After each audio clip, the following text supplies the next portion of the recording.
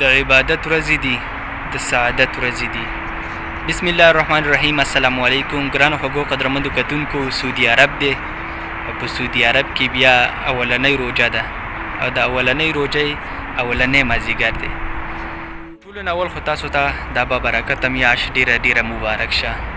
دا د عبادت میاشت ده، د نفلونو میاشت ده، د تلاوتونو میاشت ده.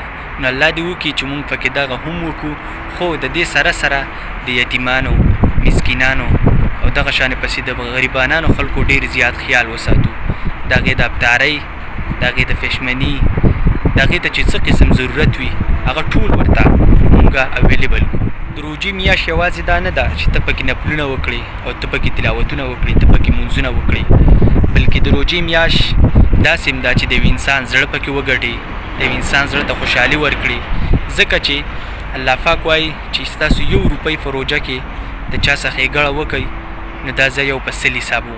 دا اوس اولنۍ اشاره شروع شوه چې کومه د رحمتونو اشاره ده، او بیا پسې د مغفرت اشاره ده، او بیا پسې د نجات اشاره ده. په دې باندې په تاسو ټول پوه یاستئ.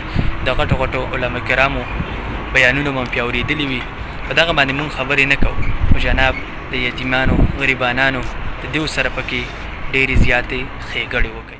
کتونکو دا یو شارټ کټ ویډیو او الله دې وکړي چې دا ټوله روژه په مونږ باندې په خیر خیریت سره په مسافرۍ کې تېره شي.